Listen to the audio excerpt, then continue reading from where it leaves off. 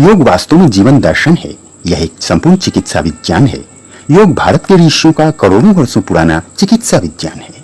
यह आत्मदर्शन और आत्मानुशासन है, श्रेष्ठ जीवन पद्धति है। रोगों से मुक्त होकर समाधि यानी ईश्वर प्राप्ति तक पहुंचने का सर्वश्रेष्ठ मार्ग है। ईश्वर प्राप्ति को योग की भाषा में आत्म तत्व की प्राप्ति, आत्मावलोकन, आत्मदर्शन या आत्म साक्षात्कार भी कहते हैं। संसार के सभी धर्मों के ग्रंथों में ईश्वर प्राप्ति के उपाय का ही वर्णन है, पर ईश्वर मंदिर, मस्जिद, गिरजाघर या गुरुद्वारे में नहीं, बल्कि शरीर के भीतर ही है, यह योग बताता है। योग हमारी उत्पादकता, सृजनात्मकता और गुणात्मकता को बढ़ाता है। यह सकारात्मक विचारों को उत्पन्न करने वाला सरल माध्यम है। प्रतिदिन नियम के अनुसार योग करने वाले शारीरिक और मानसिक रूप से सबल और स्वस्थ होते हैं। नियमित योग करने से ही श्रेष्ठ जीवन के आनंद का अनुभव लिया जा सकता है। वास्तव में योग को परिभाषित करना अत्यंत कठिन है, पर केवल एक पंक्ति में ही महर्षि पतंजलि ने अपनी पुस्तक योग दर्शन में योग को परिभाषित किया है। उन्होंने कहा है, योगश्च चित्तवृत्ति निरोधः। इस वाक्य में महर्षि पतंजलि ने बताया है कि योग चित्त की वृत्तियों का निरोध करता है, उसे रोकता है। यह मन को वश में करने वाला साधन है। योग से केवल लाभ ही लाभ है। योग से कोई हानि नहीं होती और न ही इसका कोई नकारात्मक प्रभाव शरीर या मन पर पड़ता है। जहां तक योग की परिभाषा की बात है, तो मेरे विचार से शारीरिक और मानसिक परिश्रम से संपादित होने वाला वह प्रक्रम योग कहलाता है, जिससे सकारात्मक ऊर्जा मिलती है, तन मन निरोग रहकर चित्त की चंचलता पर विराम लगता है और आत्मदर्शन का अनमोल उपहार प्राप्त होता है। ग्रंथों में योग के कई प्रकारों के उल्लेख मिलते हैं। इनमें योग के प्रमुख प्रकार हैं हठ योग, जप योग, कर्म योग या क्रिया योग, सांख्य योग, ज्ञान योग, भक्ति योग, राजयोग और स्वर योग। हम यहाँ हठ योग के बारे में ही चर्चा करेंगे। भगवान का नाम या मंत्रों को जपना ही जप योग है।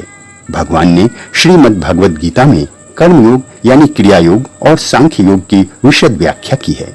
मैं कौन हूँ और जगत में क्यों आया हूँ, यह जान लेना ही ज्ञान योग है। नियम के अनुसार ईश वंदना करना भक्ति योग है। राजयोग में योग के कई राज उजागर हो जाते हैं। स्वामी विवेकानंद ने राजयोग का वर्णन अपनी पुस्तकों में किया है। स्वर योग का एक सबसे अच्छा उदाहरण भारतीय शास्त्रीय संगीत भी है। सामान्य रूप से समाज में जिसे योग की संज्ञा दे दी गई है, वह केवल योग का एक भाग या कुछ अंश मात्र ही है। प्रायः विभिन्न आसनों या प्राणायामों को ही योग मान लिया गया है। इनसे इतर योग कई वैज्ञानिक प्रक्रियाओं का समूह है। महर्षि पतंजलि और महर्षि घेरंड ने योग के मुख्य 8 अंगों का उल्लेख किया है। योग के ये 8 अंग हैं: यम, नियम, आसन, प्राणायाम, प्रत्याहार, धारणा, ध्यान और समाधि।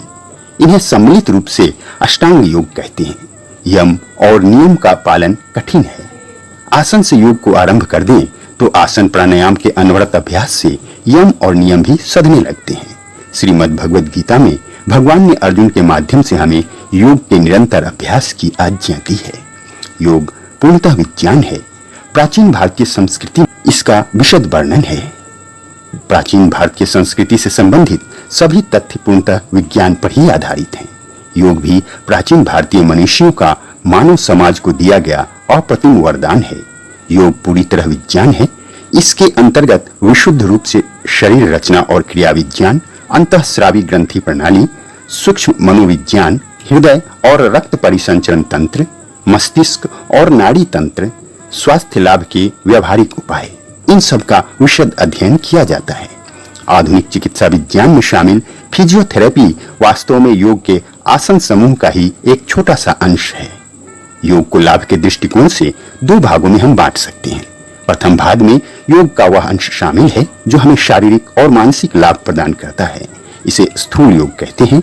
दूसरा योग का वह अंश है जिसे जानने के बाद कुछ भी जानना शेष नहीं रह जाता। इसे सूक्ष्म योग कहते हैं, जो हमें अध्यात्म की ओर प्रेरित करता है। और हम यहाँ स्थूल योग की ही चर्चा करेंगे। योग हमें रोगों यानी व्याधियों से सुरक्षा प्रदान करता है। योग के निरंतर अभ्यास से कई व्याधियों में लाभ होता है। अन्य चिकित्सा पद्धतियों में जिन रोगों को असाध्य मान लिया गया है, उनकी भी चिकित्सा योग के माध्यम से संभव है। आधुनिक जीवन शैली चूंकि प्रकृति विमुख है, इस कारण कई रोगों की उत्पत्ति हो रही है।